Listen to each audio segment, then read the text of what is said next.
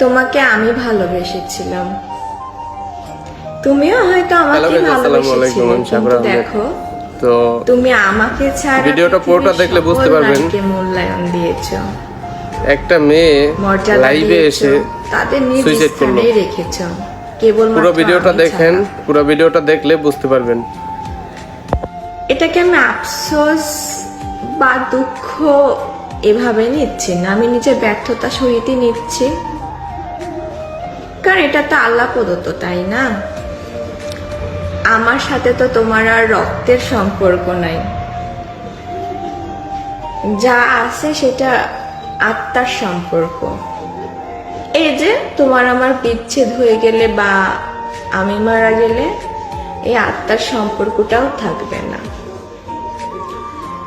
কিন্তু যাদের সাথে তোমার রক্তের সম্পর্ক তাদের সাথে কখনো তোমার বিচ্ছেদ হবে না, তারা তোমাকে কখনো ছেড়ে যাবে না, তুমি সেটা খুব ভালো করেই জানো।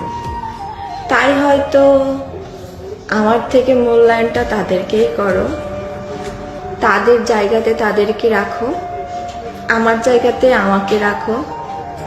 এই যেমন পর আসলেই তো আমি পরই, তাই না? কারণ আমাদের রক্তের সম্পর্ক কোনো নাই, আমরা ছোটবেলা থেকে একসাথে বড় হইনি, আমাদের কোনো স্মৃতি নাই।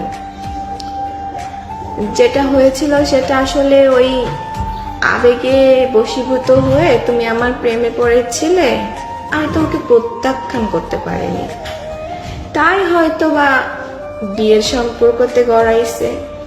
কিন্তু এর মানে তো এই না, তাই না, যে ভালোবাসা ছিল বলেই আমাকেই মূল্য দিতে হবে, তা তো না।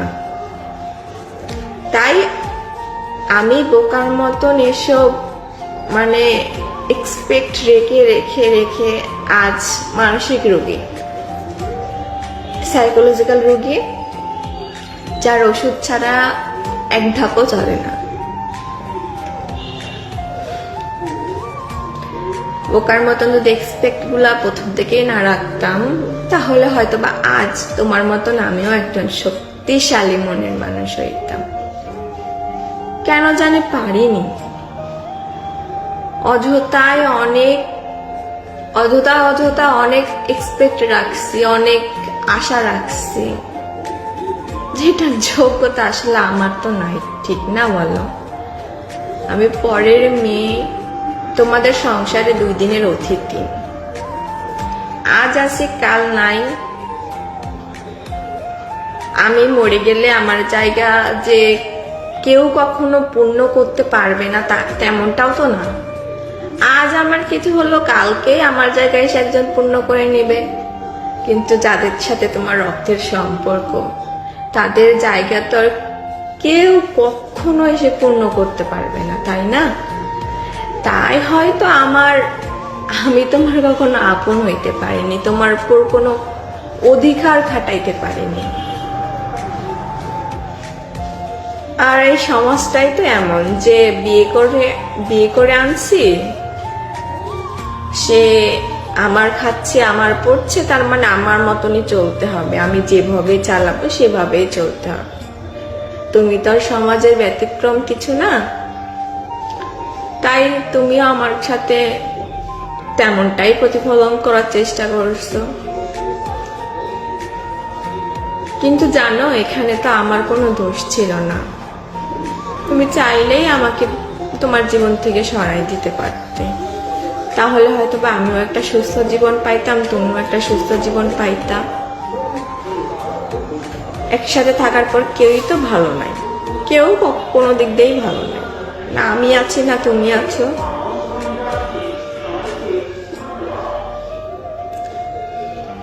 এসব আসলে না, এসবে আমার কোনো আফসোস, দুঃখ, কষ্ট কিচ্ছু নাই, যা আছে অপমান বোধ, অসম্মান বোধ, এই যে আর নিজের প্রতি ঘৃণা, আর এই যে বারবার হেরে যায়, যে ব্যর্থ হয়ে যায়, এই যে পরাজয়তায় ব্যর্থতা,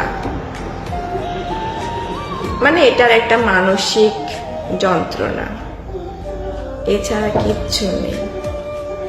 খুব শান্ত মস্তিষ্কে ঘুমিয়ে যেতে চাই। আমি সকল কিছু বলে যেতে চাই। আমি মনে করতে চাই না কিছু, আমার কাছে কারো মূল্য নেই, আমি পর। আল্লাহ হয়তোবা ভুল ঠিক বলছিল যে হইল পৃথিবীর সব থেকে দামি সম্পর্ক, মূল্যবান সম্পর্ক হলো স্বামী স্ত্রী। কিন্তু এই 2026 সালে এসে এই সমাজের মধ্যে এটা ভুল, এটা মিথ্যা। স্বামী স্ত্রীর সম্পর্ক ছাড়া সব সম্পর্কের অনেক মর্যাদা, অনেক মূল্য রয়েছে। শুধু স্বামী স্ত্রীর সম্পর্ক বলতে না কোনো মূল্য নেই। মেনে নিয়েছি, মানতে শিখে গেছি, ভালো আছে। শুধু আমার কষ্টটা আমি নিজেকে সামলাইতে চাই। তোমাদের কথাগুলোতে যখন আমার কান্নাটা গলাতে বসে যায়, চেপে যায়, যখন আমি কান্নাটা চোখ দিয়ে বের হতে পারে না, গলাতে যে আটকে যায়, সে কাটাটা না বুক এবং গলাতে দুইটাতেই অনেক খোঁচা মারে। মনে হয় চোখ দিয়ে যদি অঝরে পানি পড়তো তাহলে হয়তো বা গলার আটকে যাওয়া কান্নাটা, কষ্টটা কমে যাইতো। ভালো আছি, অনেক ভালো আছি। তোমার সাথে দেখা না হইলে আমি হয়তোবা পৃথিবী সম্পর্কে, রক্ত সম্পর্কে এত কিছু জানতামই না। যদি জানতাম তাহলে হয়তোবা নিজের মা বাবাকে ফেলে, নিজের রক্তের সবাইকে ফেলে তোমার হাত ধরতাম না, সত্যিই ধরতাম না। তুমি যেমন তোমার রক্তের সম্পর্কের হাতটা ধরে তুমি আমাকে ছেড়ে দিবে যে কোনো সময়ে, যে মানে কোনো কারণ ছাড়াই। আমি তো পারি নাই। আমি যখন আমার রক্তের সম্পর্কের মূল্য দিতে পারিনি, তুমি কেন আমার মূল্য দিবে, তাই না? যা হচ্ছে আমার সাথে বেশ হচ্ছে, প্রাপ্য আমি এটার আমি প্রাপ্য। দেখলেন তো আমাদের আশেপাশের মানুষগুলো কতটা ভালো আমাদের আশেপাশের মানুষ। একটা মেয়ে তার বিবাহ হয়েছে, সাংসারিক জীবনযাপন করতেছে ভালোভাবে, তো আমাদের আশেপাশের মানুষের সহ্য হইল না। আমাদের টর্চারের কারণে মেয়েটি সুইসাইড করতে বাধ্য হইল। আমরা কিন্তু চাইলে পারতাম মেয়েটিকে টর্চার না করতে, মেয়েটি কিন্তু আমাদের মাঝে বেঁচে থাকতে পারতো। আমরা মানুষ নামের পশু হয়ে গেছি।